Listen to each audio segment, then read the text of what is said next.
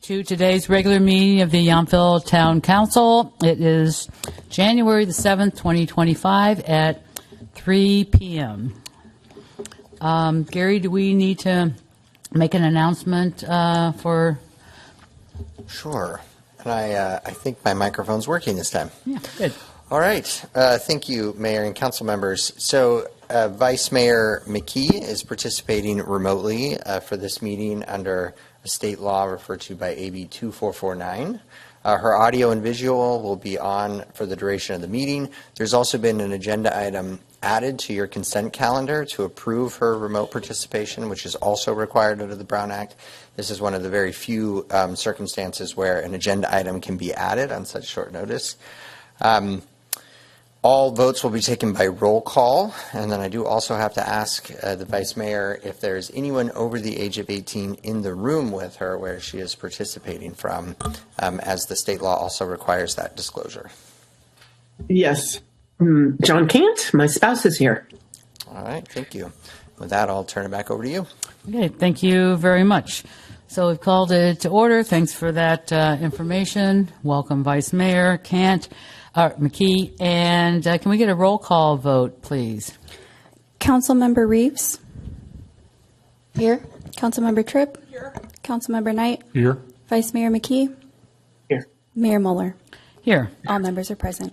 Thank you. Can we all stand and say the Pledge of Allegiance, please? I pledge allegiance to the flag and to the republic for which it stands, one nation, under God, with justice and justice. And next is adopting the agenda for our council meeting. Can I get a verbal motion in a second, please? A screen did pop up. Is that? I move adoption of the agenda. I'll second that. I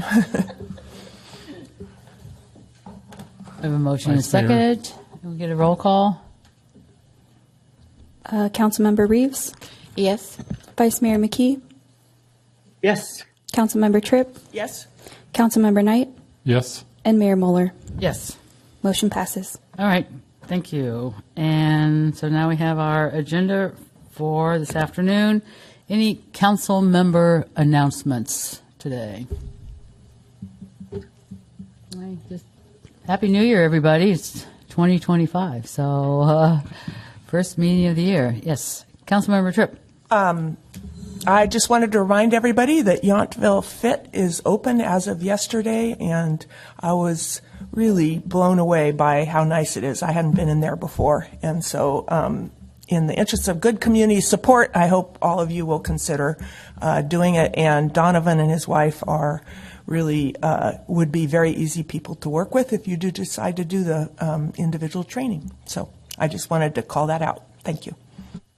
All right. Thanks for that.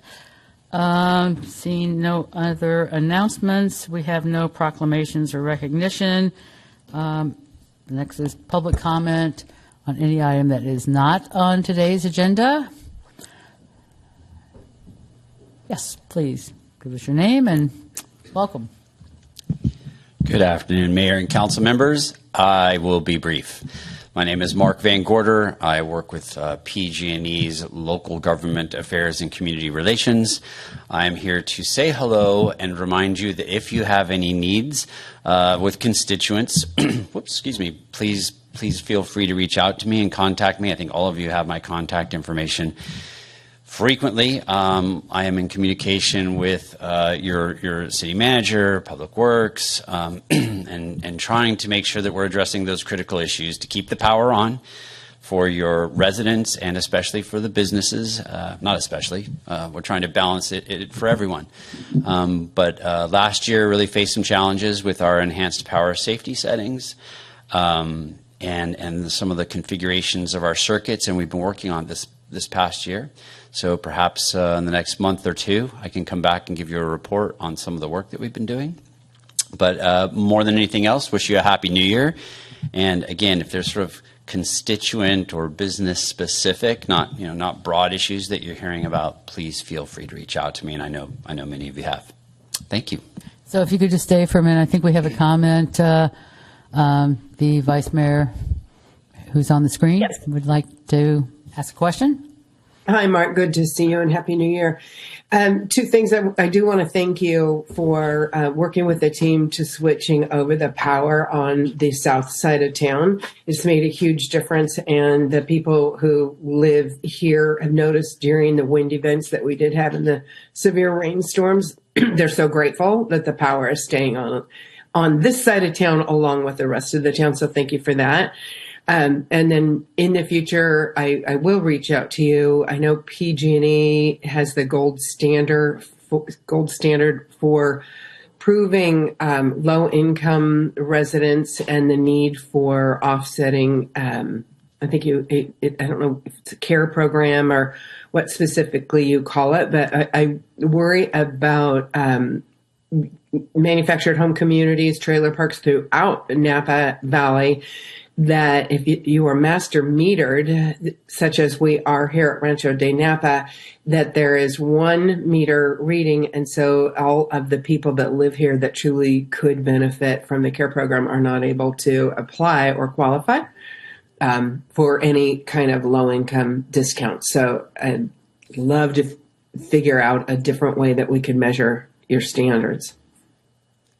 That is an excellent example of an issue that we can work on. So thank you, Vice Mayor. I don't know if I should look in this camera or what. I'm looking. But you're out there somewhere.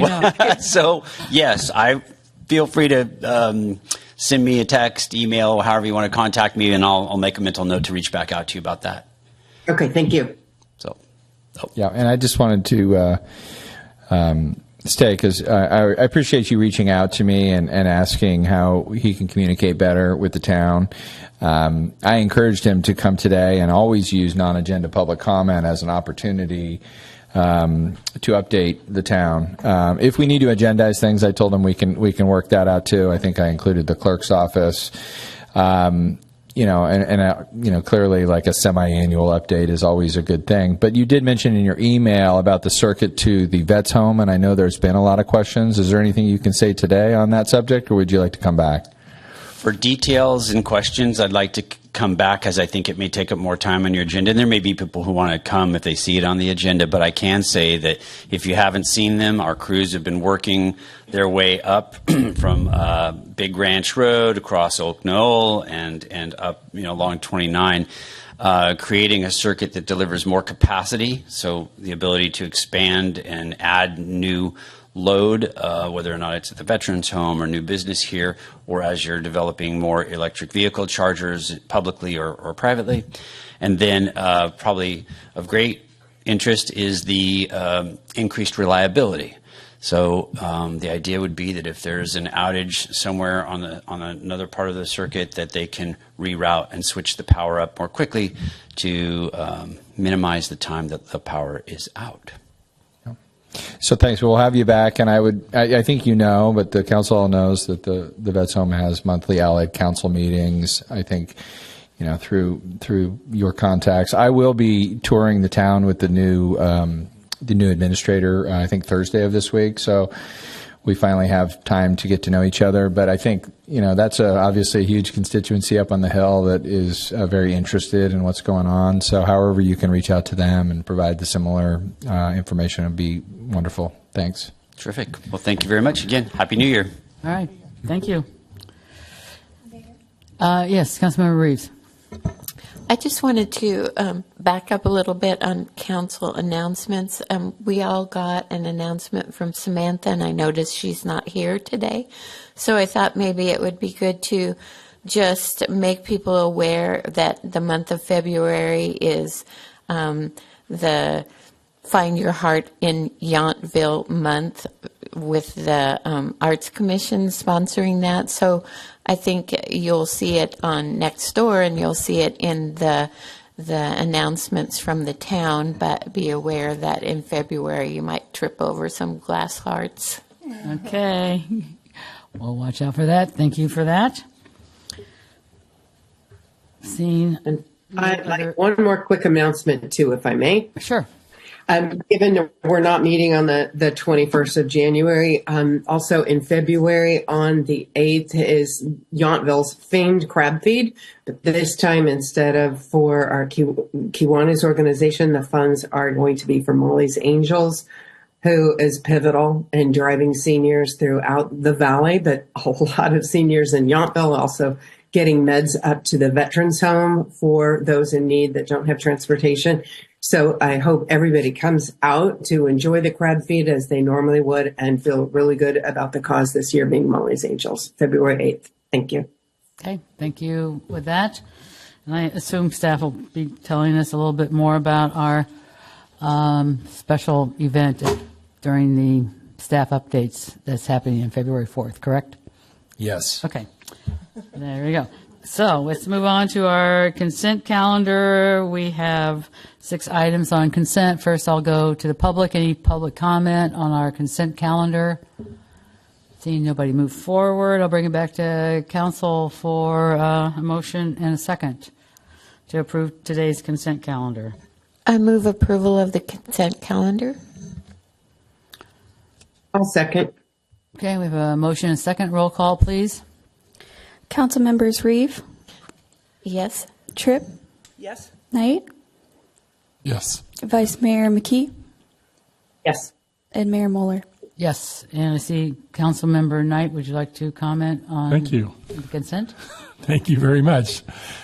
As I do, I wanted to thank, and I see that Mr. Courtney Vincent is here today, to thank him for re-upping and staying involved. He was reappointed to the Parks and Recreation Advisory Commission, our item D on today's consent calendar. Thank you again for staying involved.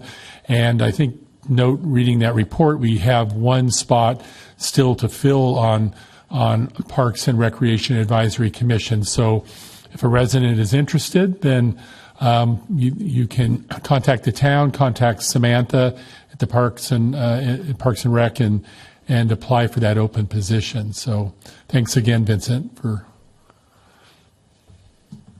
That's it. Thank you, Mayor. Okay, congratulations. So next is our guest presentation. We have one tonight. We're going to receive a report on the outcomes of the first grant cycle of our Imagine Yountville grant program funded through the town of Yountville and through the Yountville Community Foundation. So can you want to come up and state your name and give us a report? You might need to bring that down a bit. There you go. So good afternoon, Mayor, Town Council. My name is Majel Arnold, and I am here today as the chair of the Community Foundation to provide the report on the results of the response to the request for applications to the first grant cycle of the Small Projects Grant Fund Program. So I'm low tech today, so I'm only going to be reading my notes. I don't have a PowerPoint presentation. So the recommendation is for you to receive the report on the outcomes of this first grant cycle. As background, the allocation of $50,000 for the program was included in the 23-24 budget, and the council approved moving the funding and the administration of the funding to the board of the Yountville Community Foundation.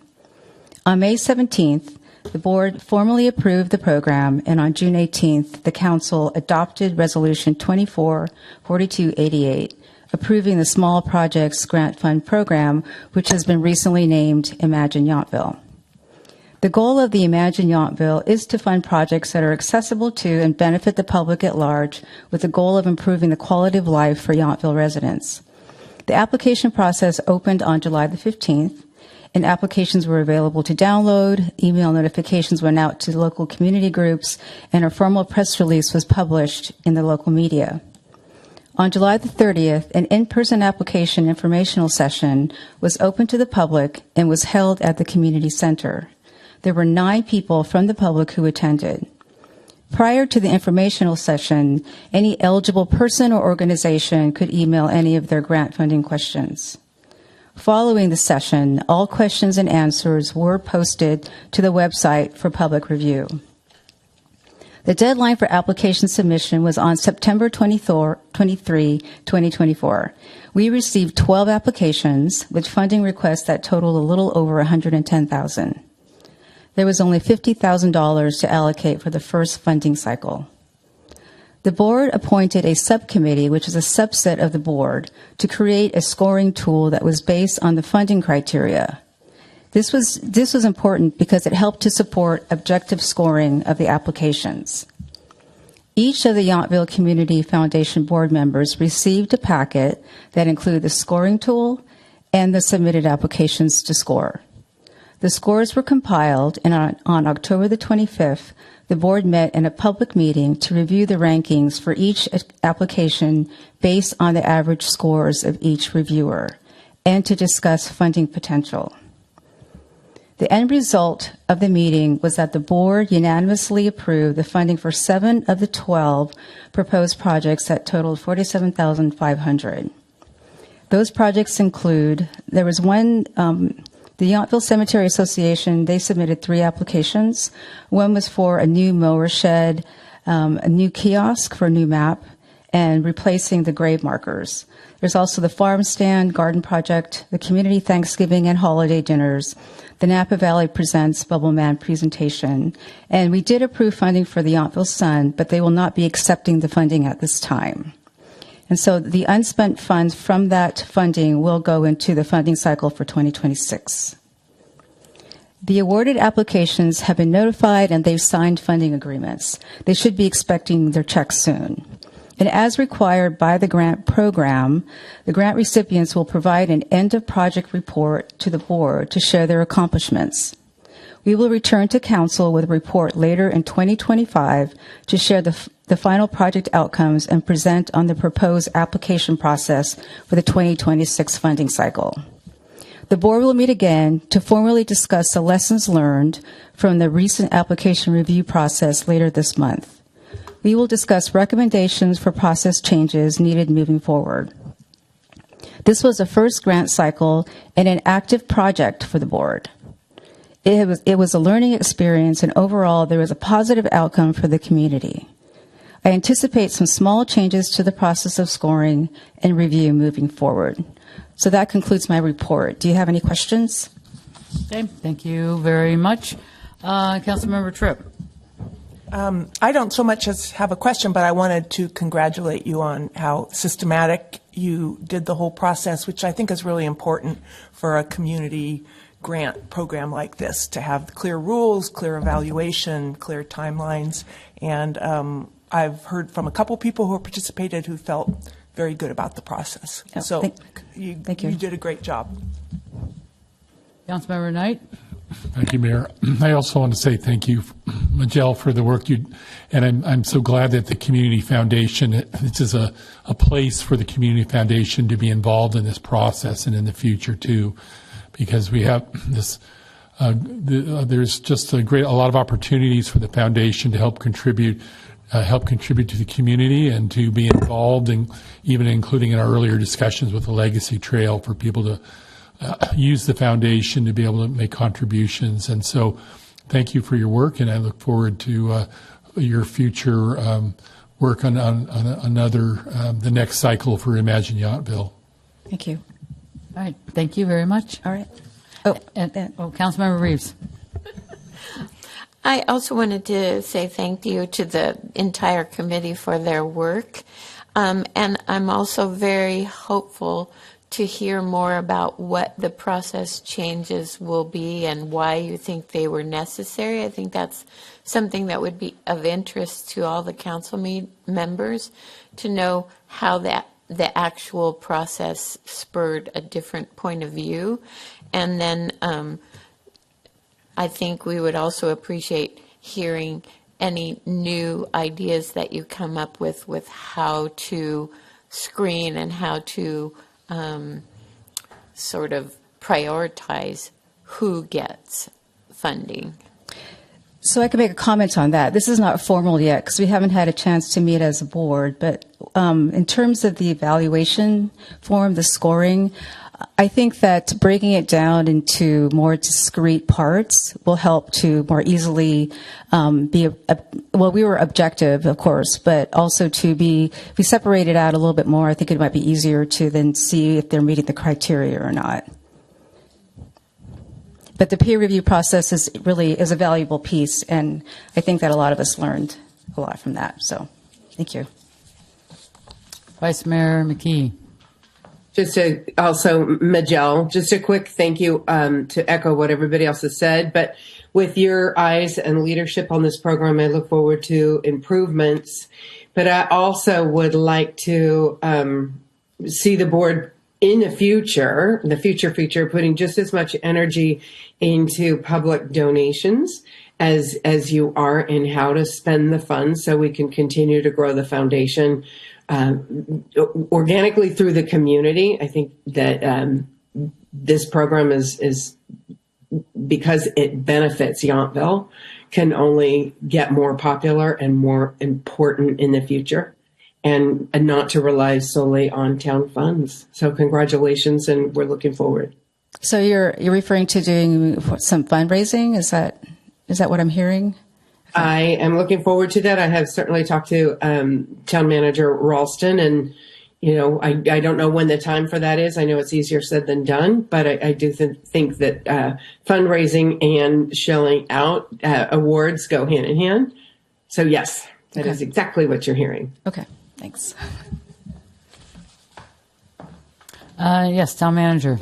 Well, I'll join the thank you parade. So thank you to the foundation, but I also want to thank Samantha Holland, who's not here, and she really put a lot of time and work into helping develop the first year. As you all know, when this came up, I'll start with when I met the foundation right after I arrived. There was kind of this conversation of like, what do we do? What is our purpose? And I think that's a conversation that will continue. But certainly the Imagine Yountville program provided a specific purpose and put them to work. And it's hard work. I mean, I always say micro grants are just as hard as macro grants. They require the same attention, and it's public funds, so you have to deal in that realm. So it's hard, and I think as a first year, this was a great thing. I'm excited to hear how you want to improve it, and I think it will be a work in progress. And I will also say, because I've said this to all of you, that working on a Brown Act committee or being subject to all the rules we deal with in open meeting laws is also hard. And I think to expect people that have to perform in that arena, it takes time to understand emotions and all the stuff that we deal with. So I appreciate that you were, up for the challenge, and we got through a good first year, and I think we'll make it better in the second year. So thank you all, and again, and thanks to Sam, who's not sitting here. Okay. So back to all the motions, et cetera. Do we have any public comment on this item? Yes, please. Would you like the microphone? Okay, we'll ask our town manager can certainly bring that microphone to you. Thanks, Love. Carol Fink, I'm the vice chair of the Community Foundation. Vice Mayor McKee Cant inspired me as I was sitting here listening to Majel.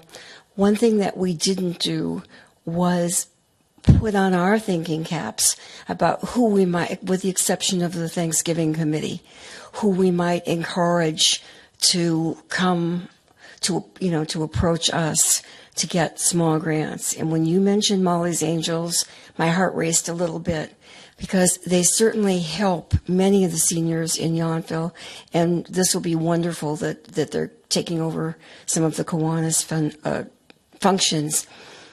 They could do more for us if we were able to give them a little more money. Interestingly, any of the hospitals in the area, St. Helena, Napa, Vallejo, Vacaville, for our various healthcare plans, will not release a patient who's had conscious sedation to a taxi or a Lyft or an Uber. They will, because someone who's had conscious sedation could be a little wiggy, and probably is a little wiggy, they will release them to a volunteer from Molly's Angels. It's a great use of a little bit of our money to help them. I think if we help them, if we goose them, we may get way more back. Patients, a lot of us, the seniors, are not driving, and sometimes friends are not driving. And as I say, especially if the hospitals want you to go to a family member, Molly's can act as that. They can take patients, for instance, for radiotherapy into San Francisco, as far down as Stanford. And, these are big trips for our seniors to be doing. If we could reach out to them, and something like them, and encourage them to ask for some funds from us, we'll get a lot back. The other thing is they coordinate the rides. So our folks don't have to go on to next door Yountville and ask if someone's driving to San Francisco at 9 o'clock Monday morning. Molly's takes care of screening the volunteers, meeting the volunteers, working with the volunteers, and our seniors would only have to make one phone call to arrange rides. So I think as we get our heads together, our committee, we can all come up with some ideas of folks we should encourage to ask us for some money. Carol, that's a great idea. And again, public serving. I will talk certainly to Devereaux, a Yountville resident and the executive director, and let them know that this is a possibility for 2026. Great idea. Thank you. All right. Thank you very much. Any other public comments on this item? Seeing none, I will move on. Switch glasses here to, we do not have any public hearings this afternoon.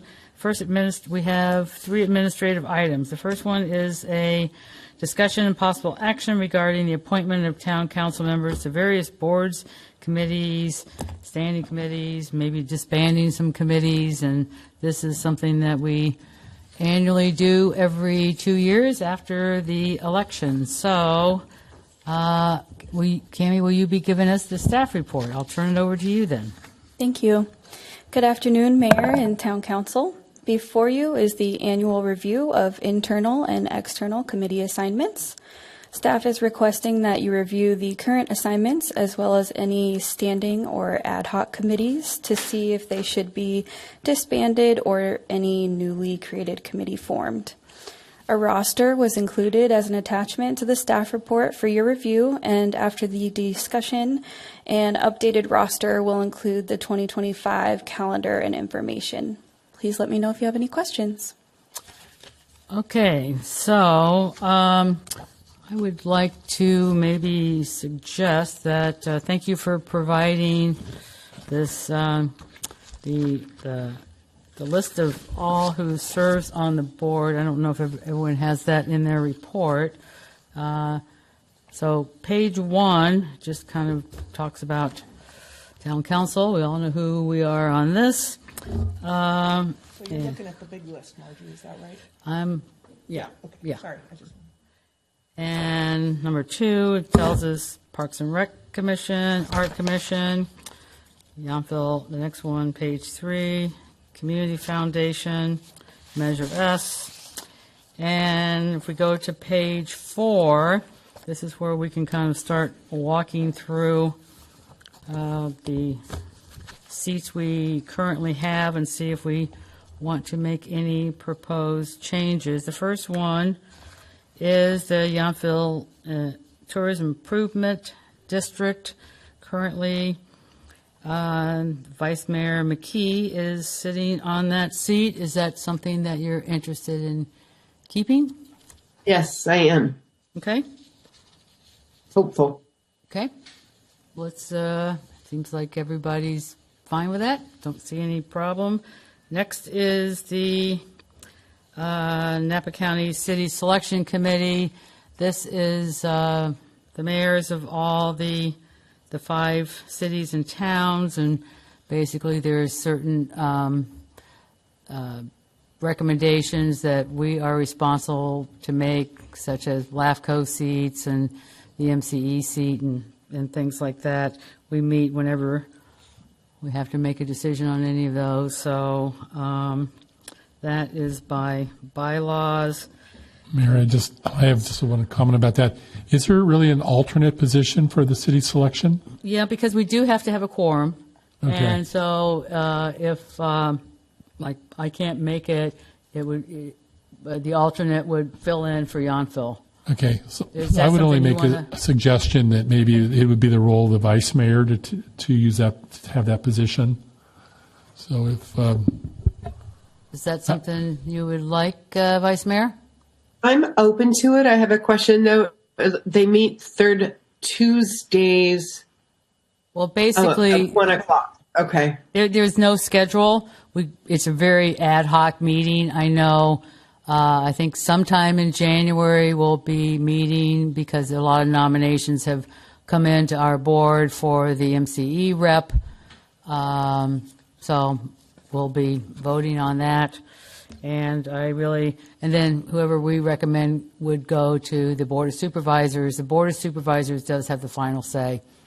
I was just assuming, Mayor, that typically you find a way to, you get there, the city's mayors want to. So I just thought normally it would make sense to me that it would be the vice mayor, but I'm happy to stay on there. But I would think most of the times you're attending that meeting, so.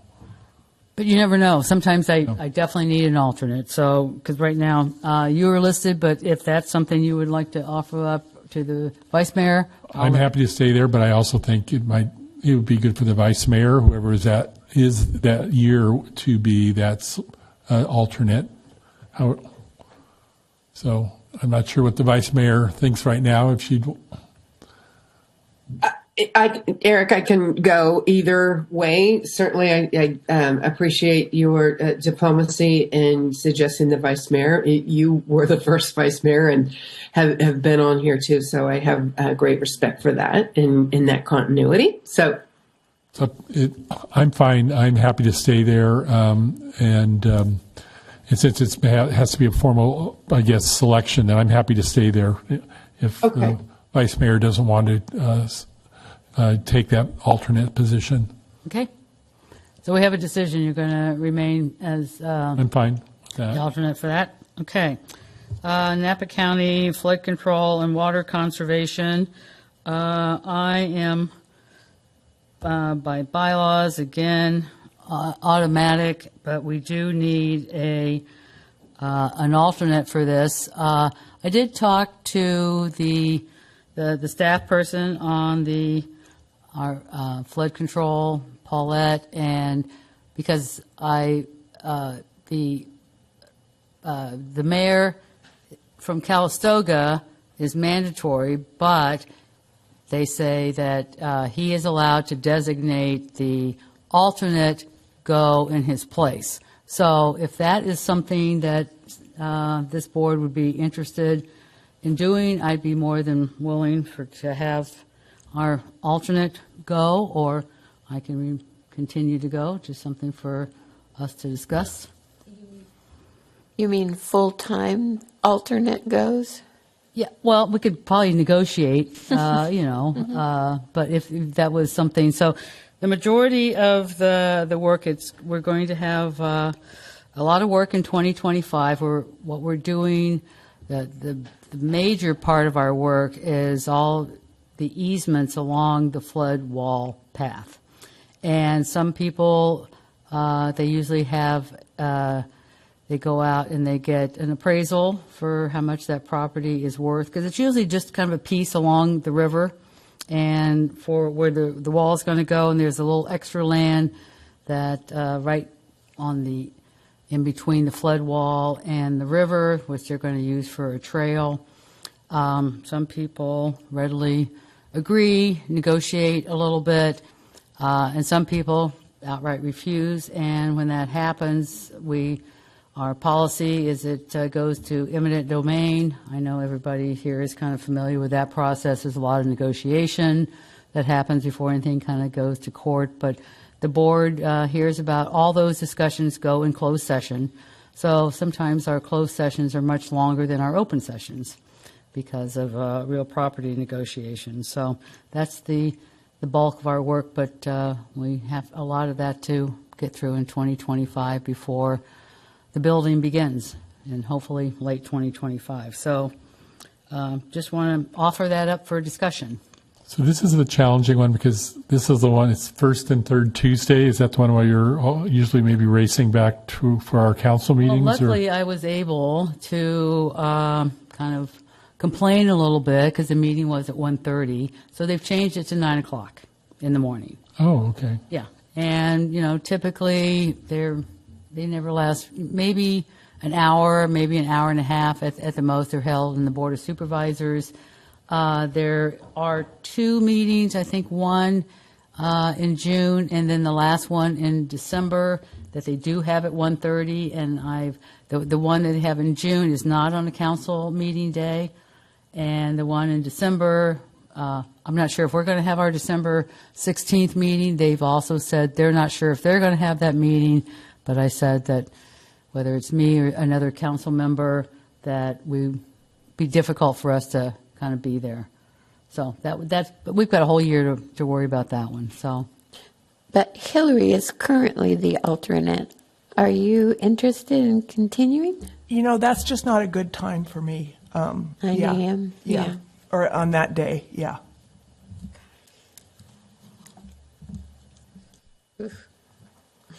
So, so you're offering then that you would be the member, but you have able to designate every month a new other council member? Yes, that is certainly, according to the staff, that is something that I can do. But it's really up to, first of all, we definitely need an alternate in case I can't go. But and we can have that discussion now, if the alternate shows a strong interest in doing this, that is a system that we could set up that seems to be acceptable with this commission. I'm happy to be the alternate. Flood control is, going back to my previous council experience, flood control is a big part of the valley, and I followed it then. I wasn't ever on the board, but I'm not sure if Councilmember Tripp would want to give up that as the alternate, then I'm happy to take that, and also willing, it would work for me on that day, since I usually setting that day aside from work to be able to attend that meeting in the morning before the council meeting. So. Okay. So if we did that, we could just do it month by month if you want, or if that's something that you want some continuity, I think we could plan for that too. Maybe we can have just a offline discussion. We want to do that? That's fine. Yeah, it'd be fine. I'd be happy to be the alternate and be willing to attend that meeting. Okay, good. We'll follow up with that. So, all right, we've... Then, question? Yes. Circling back then to city selection, Eric, since that's also on a Tuesday and now we're stacking your time, would it make sense for me to go ahead and take that alternate role? Oops, thank you. Third, are we talking first and third? And third. Yes. Okay. But sporadically. So just I'm happy if you'd like to take that position as the alternate for the city select. Okay. Okay, so Eric will be the alternate of flood control, and Robin will be the alternate on city selection. Okay. All right. And let's see. Flipping to page 5, NVTA. So I'm not sure if the same system. Currently, I am the automatic, and the vice mayor is the current member there, and we usually assign 2. Since there's 2 of us, there are 2 alternates. And again, if I am busy or if there's a whole lot of interest in an alternate, certainly we can probably get everybody who wants to participate. So I'm happy to stay as alternate. It's very interesting. I think I went to 1, maybe 2. So unless somebody else wants to be alternate, I don't have to be first alternate. I don't know if it matters first or second, but I'm happy to be an alternate. Robin, are you still interested in that seat? Okay. I'm happy to be first alternate if you. Yeah, that's fine. And that basically means you get called first if there's an absence. Yeah, okay, that's fine. with Okay, me. so we're just going to flip that, and you want to be an Second. alternate too? Yeah. Okay. Got it. Upper Valley Waste Management, Councilmember Tripp. The town manager reminded me if there is an actual process in our, we don't call them protocols, our handbook, if you have an interest in serving on a committee, and the waste management is one that I would be interested in being the first designee, so to speak, and I can get into some of the background on that. But I'm pretty certain it's not one that the mayor needs to be on, and which I think like 5, right now the mayor's on 5 of the 7 countywide, some of which are mandatory, some aren't. So this is one of the 5 that isn't, and it's just very helpful to get a chance to be exposed to the county people and work with the other jurisdictions. So that's part of my interest. And I think it's also very good for members of the council to have a chance to work on some of these committees, many of which we can't. So that's why right now you're on 5 of the 7 countywide. But since this is one where we have the flexibility, I would be very interested.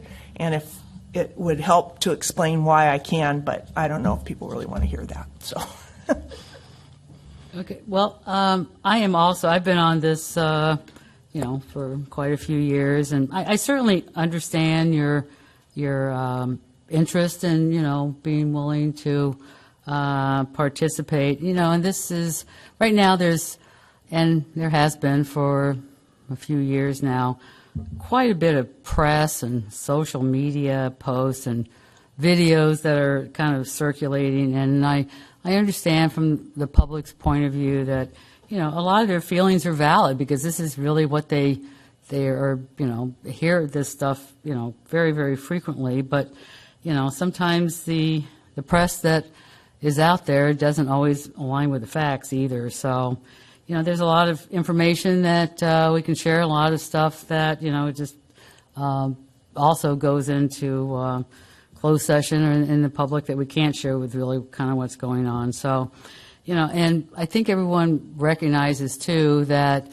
and there has been misconceptions that, this board primarily, sets the rates, and there's a lot of regulatory agencies that really have, the oversight, for a lot of the real activities in terms of, what is happening, in the environment, such as, Fish and Game and the Water Board and the LEA that's, with the county. And we certainly follow all the reports from those agencies. But I'd really like to see we are getting ready. The company would like to close the landfill up there, and I'd really like to kind of see that through. And I think I can probably best serve Yountville with my experience to get through that and finish that task. So, in a couple of years when that's all done, I'd be more than happy to maybe, revisit this and. Well, maybe I could. I don't want to interrupt you. Nope. Okay. I would like to see what the council thinks, and just give a quick thumbnail. So I have had some business experience in this for 11 years. I was the assistant general counsel and governmental affairs officer at CNH Sugar. We had a landfill regulated by the county of Contra Costa, so different county, but I did have a lot of experience with that landfill, both in a business sense and then also legally working closely with the environmental compliance manager at CNH Landfills. So I do have some experience with landfills. I am particularly concerned about some of the environmental issues up there.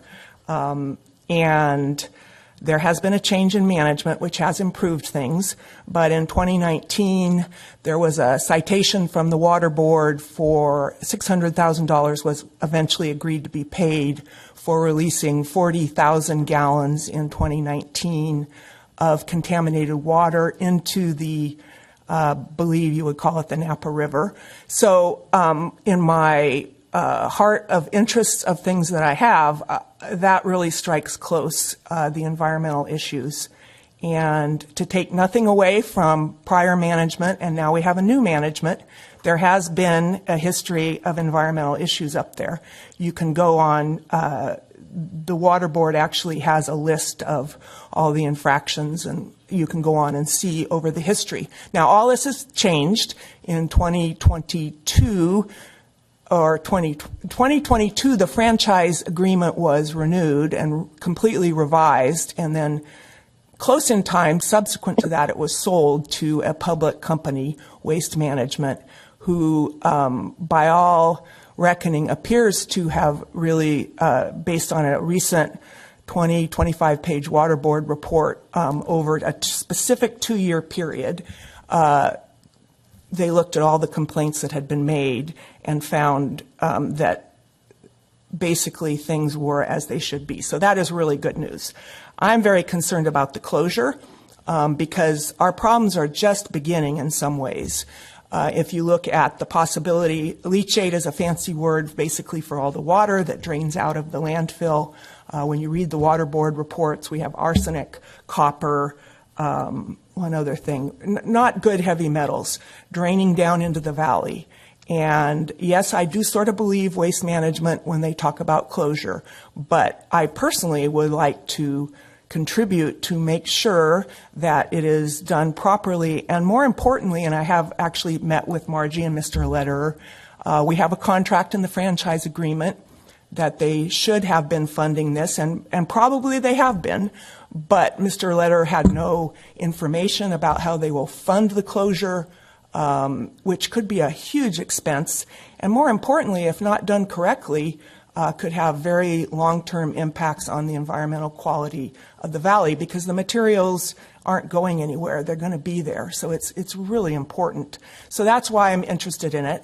And then finally, and I'm sorry for being cynical about what business people say, but having worked for publicly traded companies, they have said that this won't cost the ratepayers anything.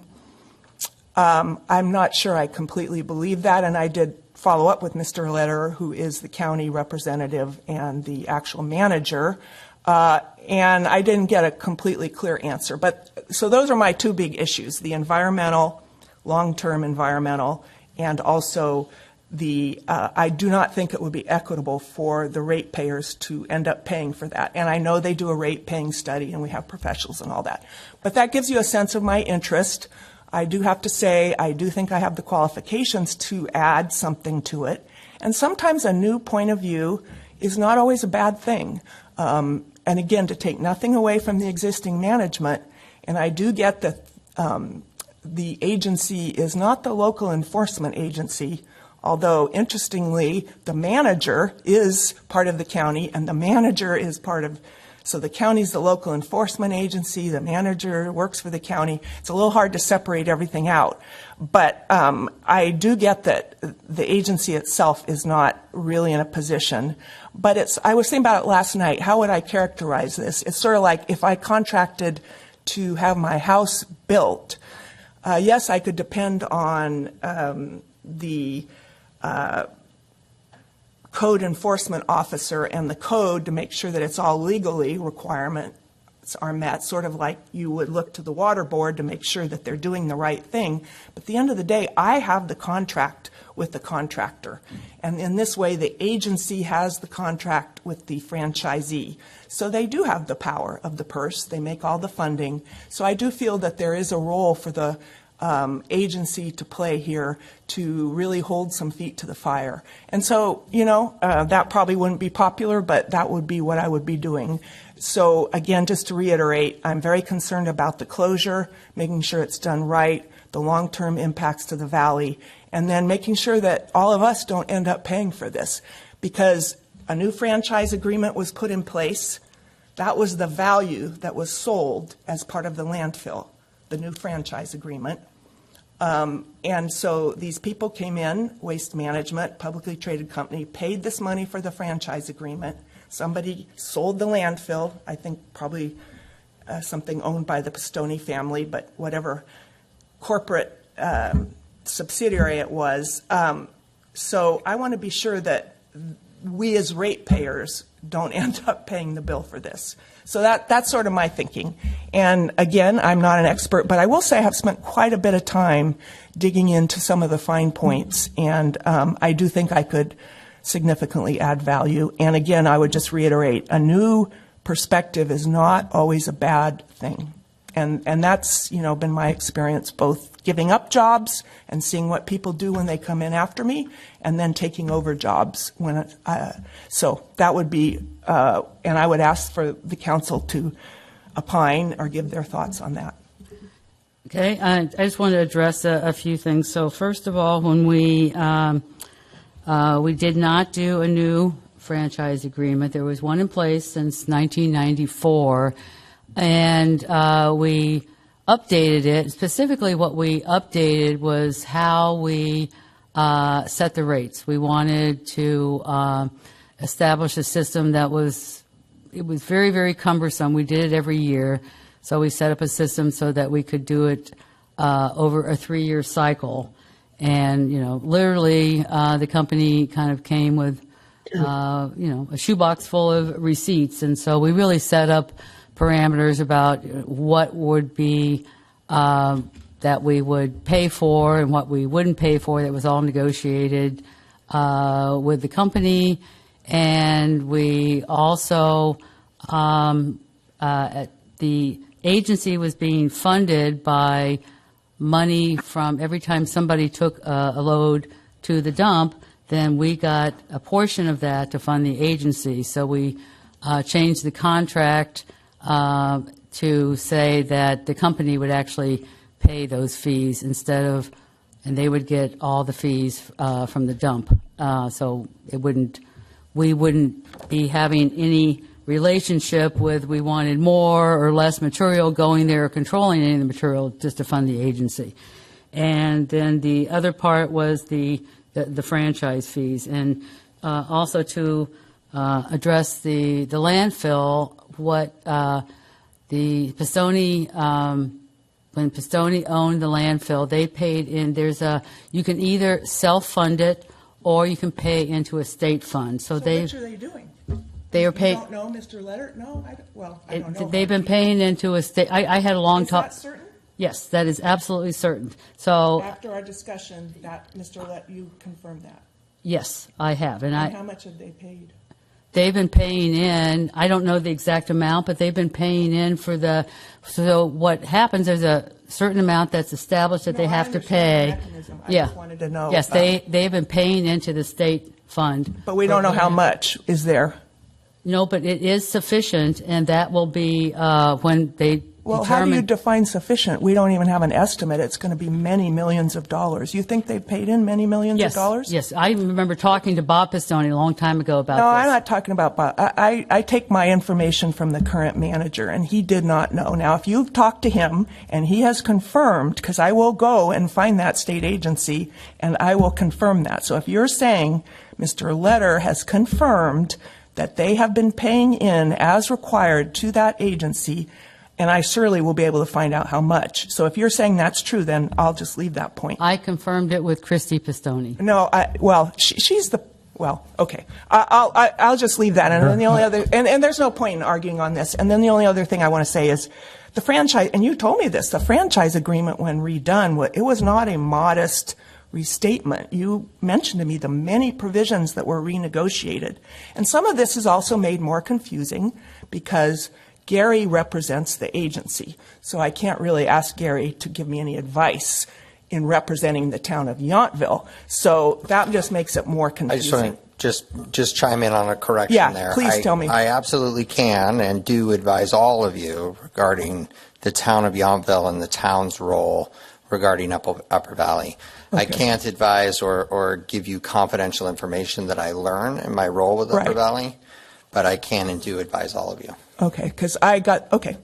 So how is that not a conflict if, well, anyway, we don't need to get into that. Okay. Well, the rules of professional conduct for attorneys lay out how this works, and we follow that process. Right, and people can, and when I was in corporate America, we called it waiving a conflict of interest because it's a right you have to assert. I think you call it consenting to a conflict of interest. Yeah, and Did somebody consent to that? Yeah, the rules of professional conduct allow two clients with potentially adverse interests to consent. Town consented, Upper Valley consented. That's a public record. I'm happy to share it. So we did have, under the ethical rules, potential conflict of interest, or potentially different interests that would require somebody to waive it. Well, it would, anytime there are two clients that might have adverse Right, interests, that's what I'm asking. might, Might. a lawyer has to receive consent. So And- we and might have adverse interests. Yeah, but that's true anytime, right? That's true anytime Yountville is part of any other agency anywhere in the county. Okay, no. Anyway, so I doubt we're going to, I will look into the funding because I'm really concerned about that, and find out and the exact amounts and what will happen if the state agency is, so I will find that out. And this, And it is interesting, though, that Mr. Letter had last week no idea, nor did you. no, I actually at that meeting, because I remember talking to Bob Pistone. When I first got on this board, I had very, very similar questions. I didn't know anything about it, so I really kind of dug in and asked a whole lot of questions, and that was one of them when that kind of came up. So I talked to Bob Pistone about it. Okay, well, and I, not to diminish Mr. Pistone's, but when I look at a facility that had this record of environmental issues, such that it's not an insignificant record, and some of which, if you read the $600,000 settlement agreement, they said was intentional release of, in 2019, when the Pistones were running it, intentional release of contaminated water into the river. So I don't take stuff at face value, but that's just me. Well, the board did not take that lightly. There were also other issues too, and there was a provision that that the board actually took a unanimous vote and sanctioned the company and said that we had the right by the contract not to renew the contract for the next year. And there was a lot of information that came to us, and the board was very, very concerned to the point of being very upset about it. So we did impose that sanction, and we're going to not, and we had the legal right not to renew that contract, but when all the state agencies came back with their reports and things had been resolved and the fines came out, then we accepted the reports from all the state agencies and rescinded that. So we also were quite concerned, and I reported, I think Eric might have been still here, there was a lot of things that were happening up there during that time. They took a lot of debris in from the Sonoma fires. They didn't pack it on the cells correctly, and there were a lot of issues with that and some faulty equipment, and that's basically what happened. Then the rains came. But well, and this nonetheless, intentional release, If I can but just chime in, if we could bring this discussion back to the appointment discussion. So which is on your in agenda summary, this I would just say, and I apologize for going down a negative road. Again, for good reason, you are in the seat of 5 of the 7 countywide chairs. This is one that you're not. I think it's nice to offer others opportunity. I have both the experience and the interest, and I have made an investment of time, and so that I would just leave it at that. And I'll just leave it. This is something that, we've been through a lot, and I would really like to see it through the closure, and more than happy in, 2 years from now to, entertain somebody else being on the seat. So with that, Councilmember Knight. Well, I know it's maybe it had been a difficult discussion here, but it was good to hear all this information going back and forth. But I looked into the board membership and all that, and it looks. I know you have been involved on Upper Valley Waste Management for a number of years, and I appreciate your involvement. But I know Councilmember Tripp has expressed an interest in the board for a couple of years since she's been on the council. So I just think I know before you were mayor, you had other county committee assignments, but I just feel like you're doing a lot now as mayor, doing a lot more, and so I'm open to supporting Councilmember Tripp stepping into Upper Valley Waste Management Agency position because of you're involved in a lot of other committees, and so I know there'll be probably some changes to that board. It looks to me like the vice chair right now is Supervisor Ann Cottrell, but there'll be a number of changes to the board in this next year because of members leaving their councils in St. Helena, and so. But I'm supportive of having Councilmember Tripp step up to that position in this for 2025.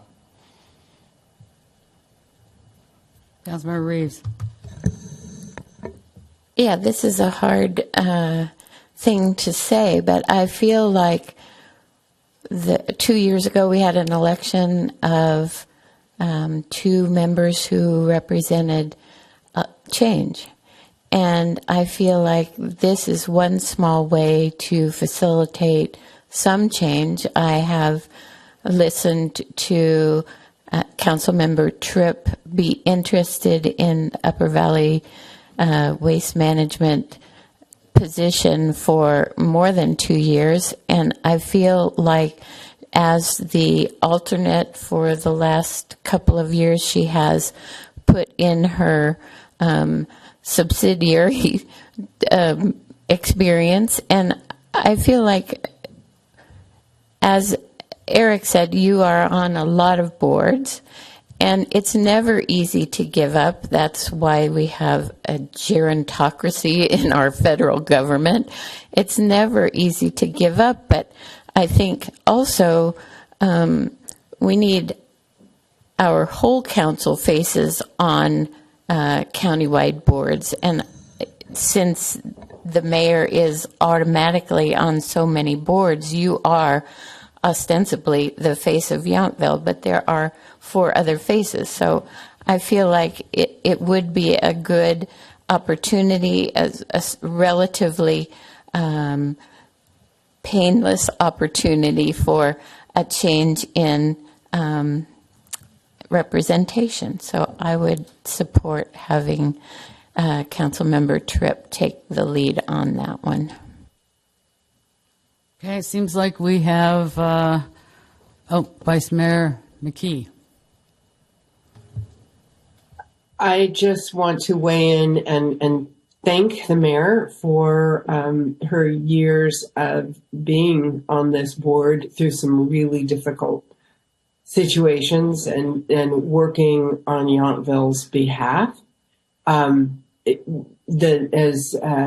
Councilmember Tripp pointed out, the next steps are critical, and the fact that she's asking the right questions of the right people and not relying solely on handshakes that have taken place in the past, or guarantees and innuendos that there were funds, tells me that it might be time for change to ask those difficult questions. And I have the confidence in both of you for doing that, but it seems like one of you has gone in with a little deeper level of questions. And it's because one of you are new, but at this time, I'm supporting Councilmember Tripp to go in and do what she does as an attorney to make sure the Yountville's bases are covered in this really, what could be a really difficult situation and an expensive, with an expensive resolution. Okay. I think the council has spoken. So who would like to be the alternate?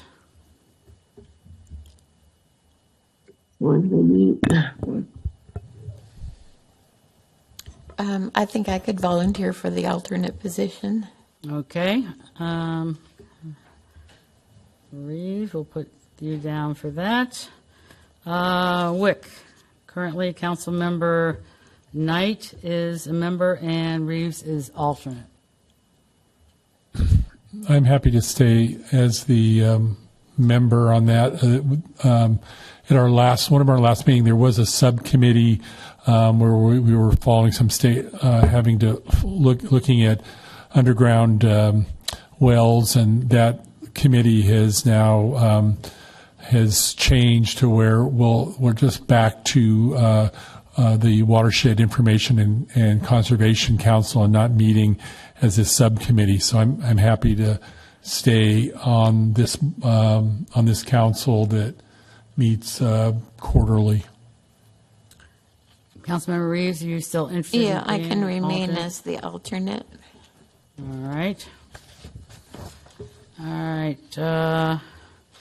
Next, we have LAFCO. My term runs until May, so there's going to be no change there until May. Is that a rotational in the county? It goes to St. Helena. And did in the past, I think, did one of the other cities they deferred to you or something? Some cities Calistoga. sometimes they don't take their position or so. Okay. And that's a city selection appointment. Okay. Countywide Climate Action Committee. Currently, Vice Mayor Tripp and Councilmember Tripp and Reeves are on that. I would like to stay on that committee. I'm happy to stay on it, but I also would not object if someone has an interest in it. It's a really one of the areas that is so evolving that you can have a real impact. And so, yeah, it could be of interest to people. So I could go either way is the bottom line. I'm happy to stay the alternate, if that's okay. But I'm happy to fill in if you're not able to. Okay, thanks. No changes there. And Mayor, yes. I want to bring forward that I have applied for a seat on the Napa County Commission on Aging, and they will not be voting on the seat. Apparently, there's 2 applicants, but they won't be voting on that until mid-month. But I realize that's not one of our commissions to list here, but I just wanted to let you all know that I am hopeful that I can work to serve seniors not only in Yountville, but in the county going forward. All right. Thank you for that information.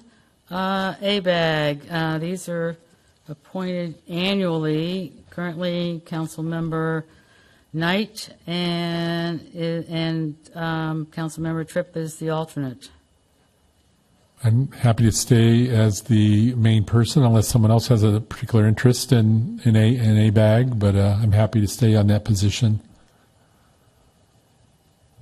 And I will attend the General Assemblies this year if I'm the appointed member.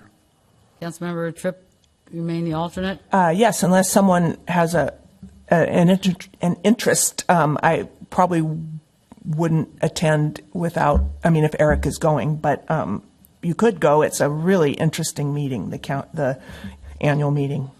I would be interested in serving as the alternate. Good. Okay, we'll make that change.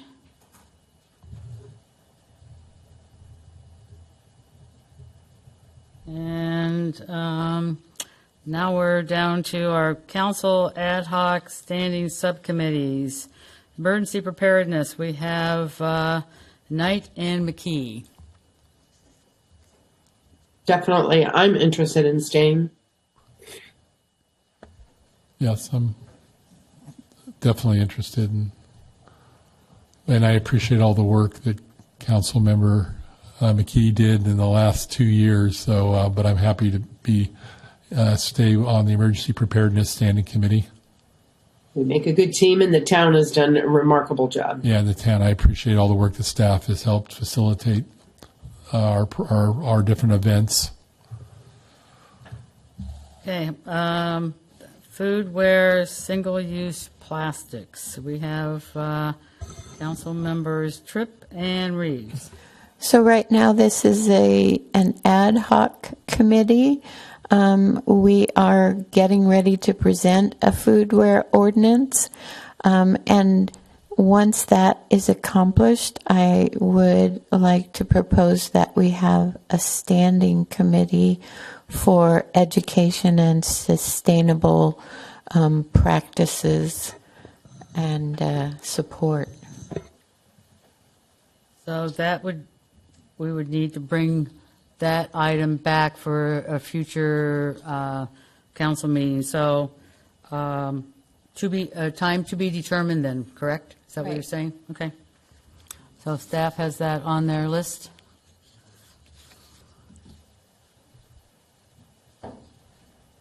Staff has that on list to bring it back once we get that. Okay, good. MCE.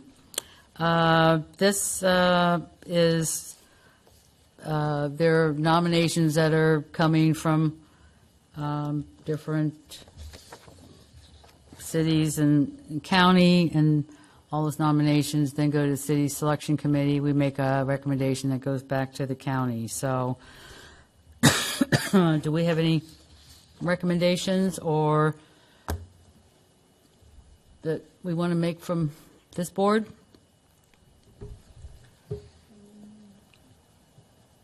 So I'm sorry, Mayor, I'm not understanding what it is with Ryan Gregory having stepped off. I'm not clear what we're doing here. Okay, so this is how, that seat will need to be replaced. And so I don't really know, we haven't had our meeting yet. I have heard from the city of Napa that Liz Alessio and Bernie Navarez are being nominated by the city of Napa. I don't know what Calistoga or American Canyon is doing, or, the county. All the nominations will then come to city selection. We will have our discussion and make recommendations to the Board of Supervisors, who final approve that. So if we would like to make a nomination, if anyone would like to be nominated, they can certainly throw their hat in the So ring. Yountville would have representation there. It not necessarily depends on the. I believe there's one seat, and let's see, Ryan Gregory and Beth Painter. They were representatives from the town and the county. I understand that you can actually have a public member who can be nominated by a council as well. So any nominations can go forward to city selection. Okay, but Alessio and Navarez are already two that are going to be nominated. They've been nominated officially by the city of Napa. I hear just kind of through the grapevine that Amber Manfrey is interested. I suppose that her nomination would come from the county of Napa. On that one, I really don't know who else has been nominated because I haven't. Those are all kind of ongoing, and until the final list is all put together and comes to the city selection committee, I just don't know. Thanks for clarifying. I think we're in good hands with any of them. Okay. Anybody else want to throw their hat in the ring? Seeing none? Okay, we will move on. And MTC, this is also, I know that I think the Board of Supervisors makes this recommendation, but I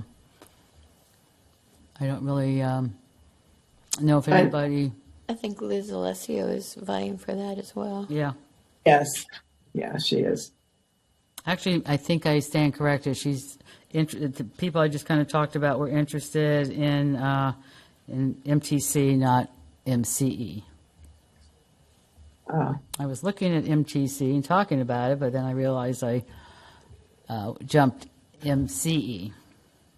So is anybody interested in being a representative on MCE? I think that the process would probably, does our assistant town clerk know the process for picking where that decision goes?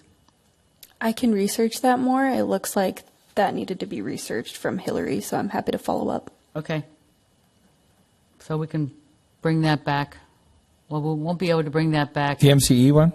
Or are you talking about MTC? MCE. Sorry, now I'm confused. MCE? MCE, yes. Yeah, I think it's similar, as I know there are two representatives that from Napa, and I do think it's a county and a city.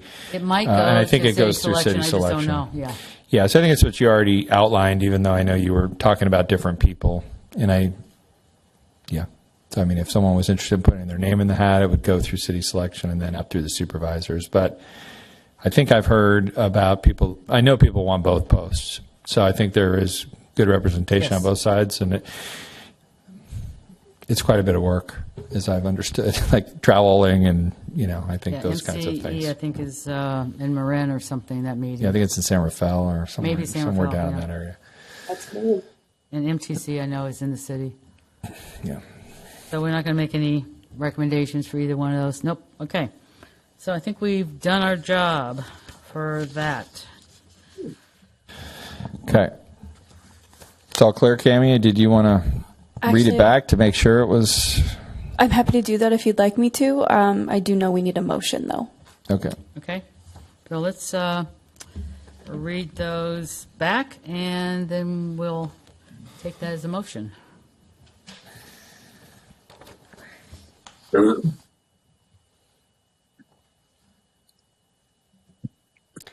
Under our Napa County City Selection Committee, I have Mayor Moeller serving in her automatic, and then Vice Mayor McKee as the alternate.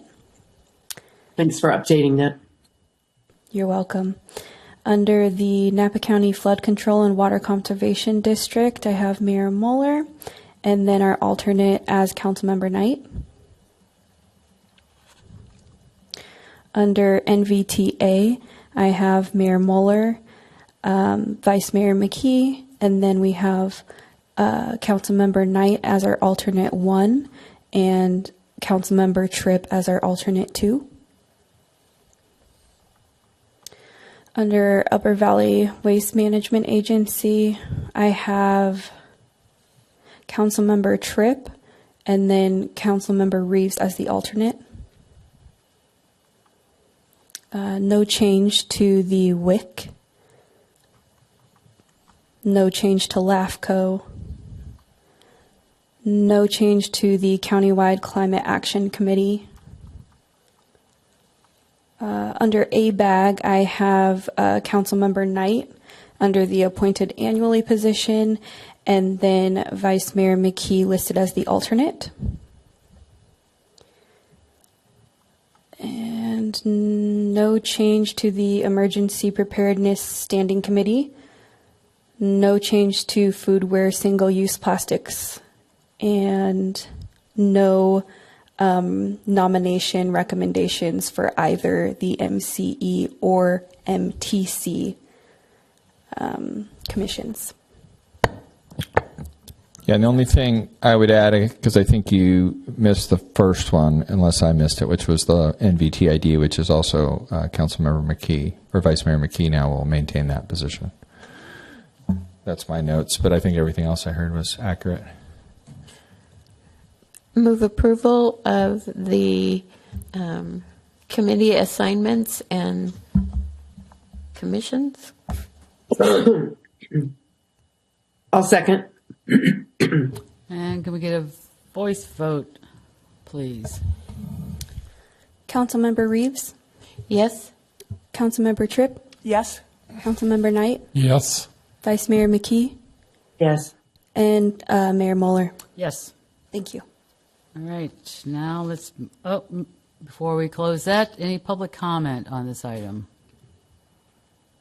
Seeing none, I will move on to administrative item B, which is consider a resolution notice of completion for Measure T funds used on Solano Avenue rehabilitation. I see Rosalba at the microphone. Good afternoon, Mayor and Council. I'm Rosalba Ramirez. I'm the Deputy Public Works Director. And today I'm going to go over quick updates to our road rehabilitation projects as we accept the completion of our current road rehabilitation project, so the Solano Avenue rehabilitation is part of the Measure T MT 3025. Just a very simple project overview of our current project, the Solano work. And so the limits of this project were Solano Avenue from the southern town limits to California, right in front of the fire department. And the work, which we typically do on our road rehab projects, are grind and overlay, and where needed, spot repairs, which are sections where we have to do a deeper repair. So it's, instead of just doing a simple grind over the surface of the roadway and put more asphalt on, we have to dig a little deeper in the actual roadway to do a full repair. So we had a few of those on Solano, and then we replaced the striping, thermoplastic striping, lasts a little longer. And where possible, we try to do any improvements we can to the striping. With existing roads, there's not a whole lot of opportunity for that, but if we can, we'll try to fit in some improvements there. And that project was awarded to Argonaut Constructors in September. I'll go through the quick schedule of the work. They were awarded in September, and we officially started the project in October, which unfortunately does put us into slightly more of the starting up the rainy season. This past year, we kind of pivoted, switching to a different project for design a little late, so that's why this project got put out to construction a little bit later as well. For future projects, we definitely attempt to get ahead of that so that we're not starting construction where it might rain. So this project started in October. We gave them a pretty hard deadline of November 15th to try to keep us out some of that rain weather and the cold weather. The colder it gets, it's harder to stripe and to do some of the asphalt work. So the spot repairs, kind of going off of a little bit of flow of what the actual work was, those spot repairs were a 6-inch dig into the worst sections of Solano. There were quite a bit of them, but it wasn't the whole road. So it was just sections kind of spread out through the roadway. And then we came back and did a grind.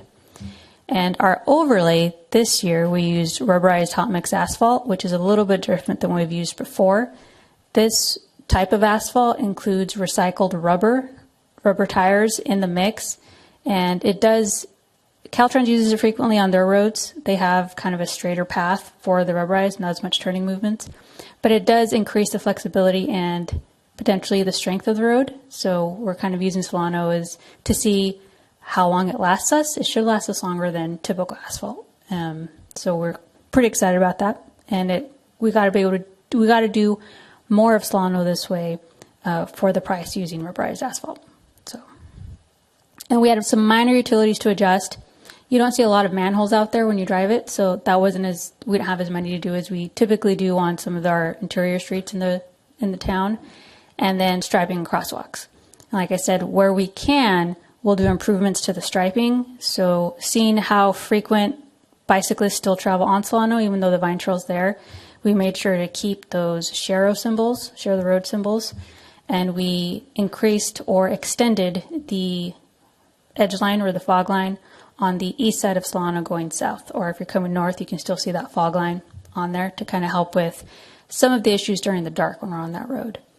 And I would like to just point out that they finished the work. They had 2 weather days, so they met our deadline by 2 days, November 15th. They actually went to, I think, November 18th.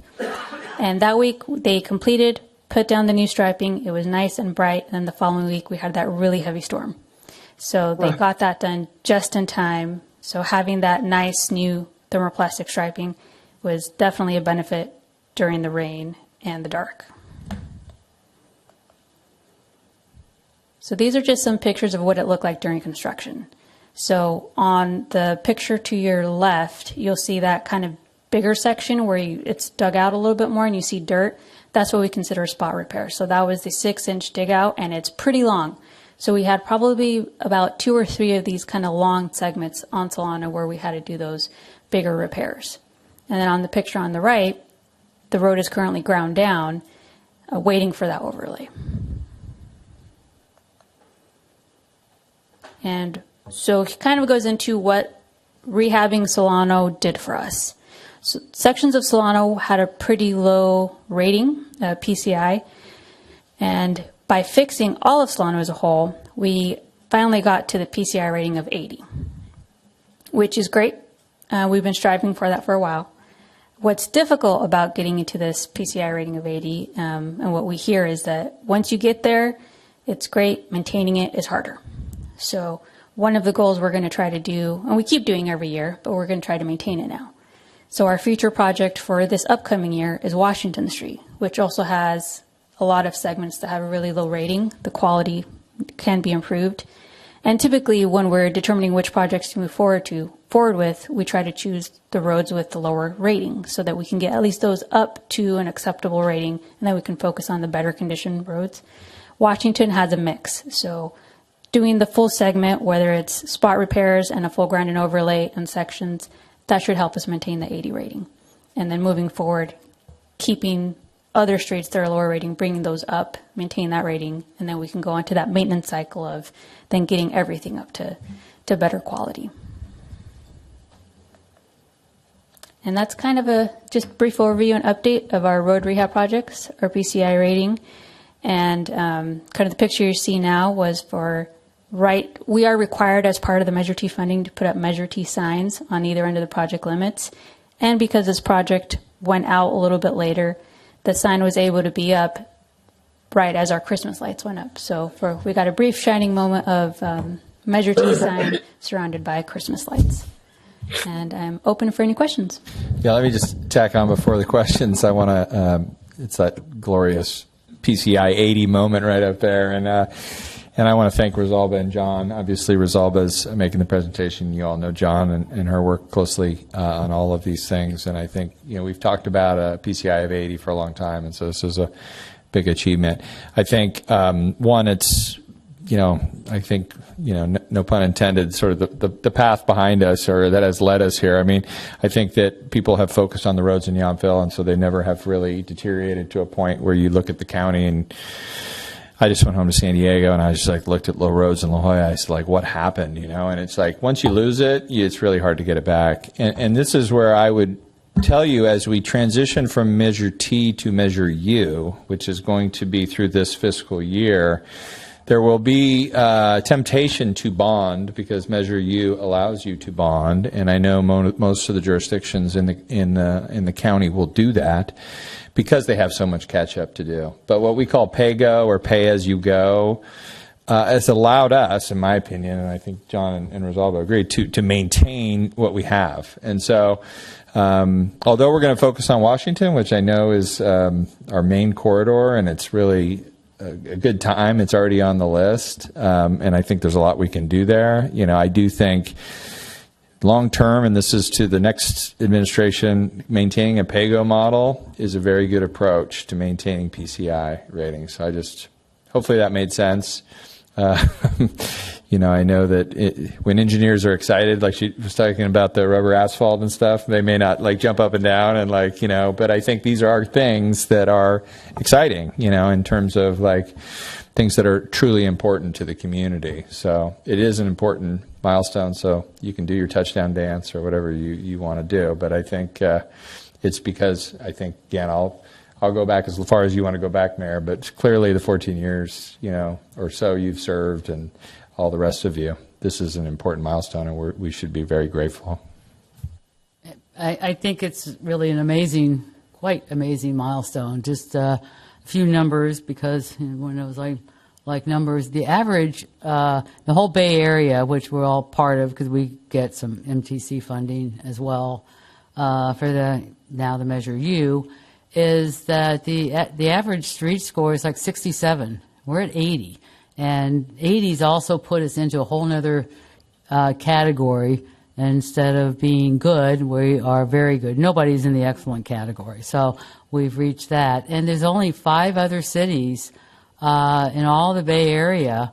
These are very wealthy cities, too, Palo Alto and San Rafael, that are in that category. So because we've spent so much time and because, and putting money forward on our streets, and we've had such a wonderful public works department that's really gone out and, didn't say, oh, no, I'm busy doing this or that, and made it a priority that were here. But the most important thing is once you really have high quality streets and you have very little maintenance you have to do, so it's much more affordable. All these other cities that have to play catch up, it's really, really difficult to ever kind of get there. It's a long time ago, before we even incorporated. That was one of the reasons they incorporated. There was just like the kids used to walk to school in the mud. They didn't have paved roads. So, yay for Yountville. Any other? Councilmember Knight. Yeah, I just wanted to thank Deputy Director Ramirez and Director Ferns too for your this extra attention, because we think, well, this, you think, oh, this is silly, this is a little stretch of road, but you think of the traffic from all the fire equipment, and then even the town's public works and equipment that enters that stretch of road. It really gets a lot of wear and tear, and so I appreciate the extra time you spent looking for surfaces that will weather that and be stronger, because it's a small stretch of road that got us to 80, but takes a lot of wear and tear on a regular basis. So thank you for your attention to it. Thank you. Okay. I think we need do we have any public comment on this item? Okay, nope. Okay. I'm staring right at you there. Well, only because you asked. Okay. I recently had the great fortune of enjoying a bike ride up through Pope Valley and came back up Ink Grade, which is completely repaved. And I think the utilities might be undergrounded there with good reason for the fire danger. But then coming down the front side of Deer Park there, the road has deteriorated so badly that my wrists hurt for weeks, just pounding. And so it made me think of all of you, including you, and how thankful I am that we can move around town. And makes me sad that so much of our county roads have deteriorated, and hope we can find a funding mechanism countywide to solve that problem. Right. So I'd like to get a motion and a second to adopt our resolution 254336. Yeah, I'm ready to move that.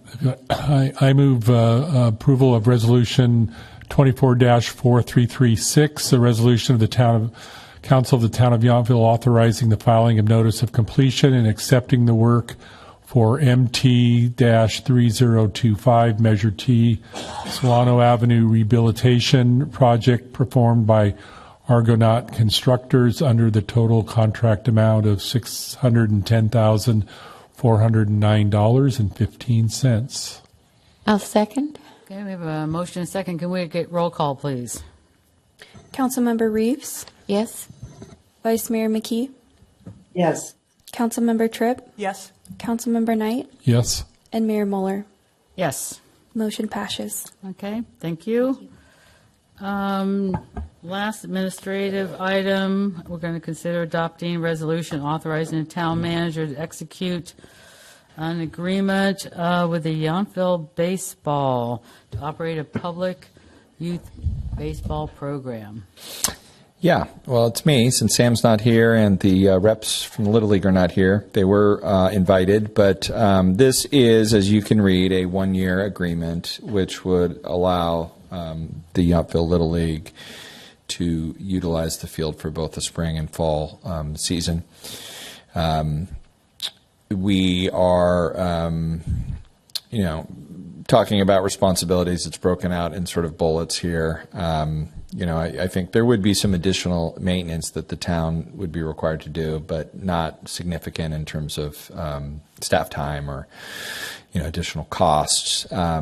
We have been very clear, and I think it's important, obviously, to point out that we're in the process of updating or creating the vision for the Commons, and you've all been very involved with that. The intent, as you know, is to come back to the council at March 4th for conceptual approval. Leading up to that, starting next week at the Park and Rec Advisory Commission, we will be going back to PRAC, then Measure S, and ZDRB as we started to get final suggestions or advice from your boards and commissions on how you want to handle their purview of and so in the case of the Park and Rec Advisory Commission, we intend to talk about the long-term desires of the community specific to things like the baseball field and any other things that are related to park rec or open space. So that will be on the agenda next week. I think it's the January 16th, I want to say, meeting. So we're not, excuse me? It's next week. I think it's the 16th because I know we got to get the agenda. So we're working on, so the lead design team, they'll come back. We started there. We'll sort of take a final lap so that we can hear from, again, your advisors. Meanwhile, we're still doing dinners and conversations. There's a lot of conversations. But I do think the baseball field is something we've talked a lot about. I think it's an important, but that's not the decision for today is what I'm saying. I think the decision for today is, do we want to give them a year to try to put a league together? It's your decision. Obviously, you see the use agreement before you. And then next week on March 4th, we'll have the bigger discussion about the long-term future of the site and the baseball field. So I'm happy to try to answer any questions. Okay. Councilmember Tripp, question. When you say they'll have a year to put a league together, but they have a plan to use it over the next course of the year, right? Or yeah, this would allow them to. I think the issue, and I know last year it was, obviously we hadn't owned the site yet. What happened last year, as I understand, was that the Napa Little League was oversubscribed, so there was a bunch of kids that got turned away. Therefore, they sort of did a shotgun league. Leagues always depend on the number of people. The number of people, So the question would be, through tryouts and through recruitment, is there enough kids to form a league? Okay. And given they'll be investing time and interest and all that, they have a clear understanding that the long-term plan, we haven't determined a long-term plan for all the open space, and they understand that. We've explained it many times. Okay, whether they understand it or not is another question. Okay. Okay. I don't see any more questions. Do we have any public comment on this item? No public, and I'll bring it back for a decision on the council. Who wants to go first?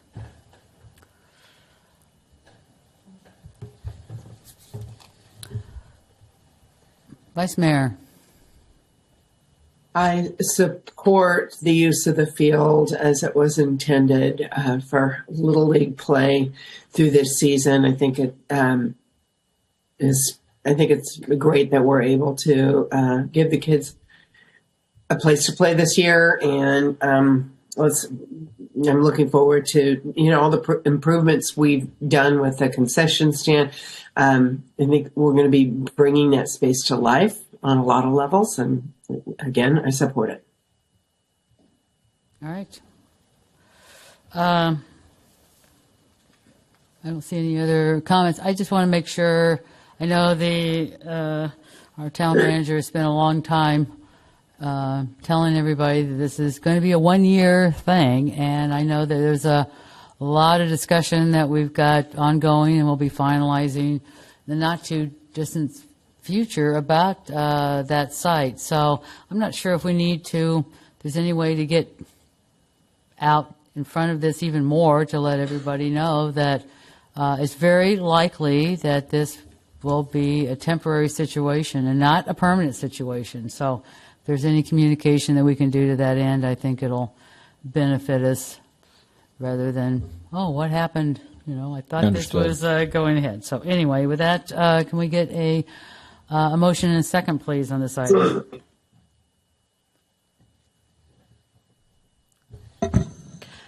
I will move adoption of resolution number 25-4337, authorizing the town manager to execute a use agreement 2025-953 with the Napa Little League. I'll second that motion. All right, thanks. Can we get a roll call, please? Councilmember Reeves, Yes? Vice Mayor McKee, Yes. Councilmember Tripp, Yes. Councilmember Knight, Yes. and Mayor Moeller. Yes. Motion passes. All right, thank you. All right, staff time, staff presentation and informational reports. Good afternoon, Mayor and Town Council. I'm Celia King, the Administrative Services Director. Finance Department does have some meetings scheduled this week with other departments, so we will start looking at the current year budget to see if any mid-year adjustments will be necessary, so that continues to be our focus. On the human resources side, we do have a handful of recruitments that are that have been open that will be closing soon, so we hope to be welcoming some new staff maybe within the next month. Aaron Heacock, Planning and Building Director. Just wanted to let you know that the Humboldt Mixed Use Project will be going back before the ZDRB next Tuesday at 5:30 p.m. So anybody interested should come out for that. And depending on how it goes, that item could be before you in the coming months. So just wanted to let you know. John Furnace, Public Works Director. Quick update on Yountville Community Park. For those that have been there, the shade sail project is well underway. What happened is part of the regular process where they mount the poles, and once the poles are set, they measure the physical location of the poles so they can make the fabric to exactly fit the poles. So that's what's happening now is the poles have been measured, the fabric's being made, and then when the fabric's ready, they will be mounted, and then they will clean up the little bit of concrete that they have spilled around the foundations. Could I ask a question? When they're finished, are they going to resurface underneath there where they have like tracks from their little machinery? Yes, that will all be cleaned up. So that's Yes. part of their Yes. normal work. That's part of the normal work under the contract, yes. Okay, great. And I'll hand it off to the town. Yeah, thank you. I don't know, Cami, I know Hillary obviously is off on maternity leave, so Cami is now here, but I don't know if there's anything that you'd like to share. I will share a few things. I will start with, it was mentioned earlier by Councilmember Tripp that Yountville Fit opened. I was over there. I've been over there the last few days, but this morning I've never seen, I'm going to say the Commons so active. We had camp.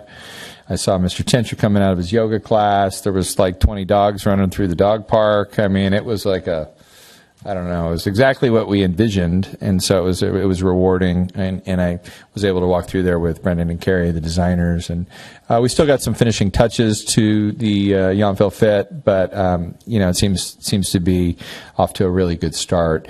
We are, and I think a press release went out. I think hopefully you all got an email from Sam or through Park and Rec about kind of what's going to be happening over the next month as we lead into our February 4th Diamond Jubilee celebration. Starting not this next weekend, but the weekend after, we will have this Common Roots pop-up museum. That'll be open on the weekends leading up to that. That's something that Sam and Caitlin and others have been working on to, in essence, show off or celebrate the 60 years, plus of the town. So that'll be fun to have that over in Schmidt Hall. And then February 4th, is the big day. We will raise the flag at 4:00 outside here of Town Hall, and then we will go celebrate over in Schmidt Hall. And there's a lot of preparation underway, but it's going to be an important day. And I think everything's coming together. So I want to just, thank everyone. I feel like I've been sort of leading an army in a sense. I mean, clearly, my Lieutenant Ferns and everyone that's been, Sam's not here. There's been a lot of people that have been involved to get all the work done that we're now appreciating, or now, and I think that from the beginning, when we bought the school site, I kept talking about early successes of it's an asset and let's put it to use. And I think we've done that despite some questions, but I think meanwhile, I think the vision is now crystallizing to some degree, and I think if we can, take that early success and move, it's not going to be as quick, I warn you, because we do have regulatory issues we have to deal with in terms of building things. It's not the same as retrofitting things, but I think we're off to a great start, and so this was a great thing to come back to, at least for 2025. It's also motivated me to get back in shape, so I'm trying to get my head in the right place there. But I think hopefully you all can get over and enjoy and become members and get over the anxiety of being in your workout gear. I think those were the main things I wanted to mention. Mayor, is there anything I missed? I know. Okay. Yeah, so a lot happening. So I'm happy to answer any questions. I just want to sincerely thank you and I really and the team because I know there's a lot of people involved. It's hard to believe we just bought that last spring, and it is a hub already. And I'm over there with the dog park, and now I'm going to join the gym. And at least I ran in part, and I know some of the other folks, all of us have said we want to do something for the community. And I really feel this is going to be a long-term community asset. But I guess I really want to thank you for taking care of all the details and making it look so nice, and all the work, and also our staff, because on the financial side and the public works side, huge amounts of work. So it's really a benefit to our community.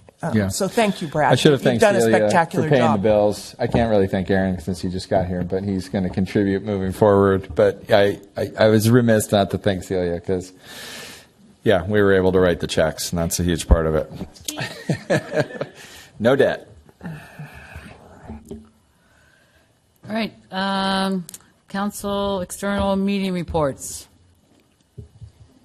Vice Mayor, you want to report on MBTA? You want me to do that? Well, we meet this coming month. And so last week, I guess the biggest news is the search for the executive director, the external company, the recruiting company has put together the brochure and it has gone out. So we'll see what kind of candidates want to work in a small town or a small county of Napa County, and we hope we can find an executive director that had the strengths that Kate Miller did. Okay. Also at that meeting, I think the major item, at least in my opinion, was we heard a report for the second time there are cost overruns for the St. Helena to Calistoga bike trail by pretty significant numbers. One more time, it's unfortunate. There was some miscalculations and some repairs that they didn't anticipate yet again. So we were promised that that would be the end. So fingers crossed. And so after that's complete, the last segment will then be between Yountville and St. Helena. So MVTA staff has said we managed the last segments. We are no longer interested. So the county will take on managing that portion that they'll be responsible for paying for. So stay tuned for that, for the completion of the I will add that NBTA has private meetings. We do anticipate some funds coming back in for errors made from outside agencies or delays made from outside agencies. So hopefully the huge bill that NVTA has absorbed, there will be some credits towards it. And we're specifically talking about a PG&E claim that we have. So, and another one with one of the companies involved in engineering and design. Yeah.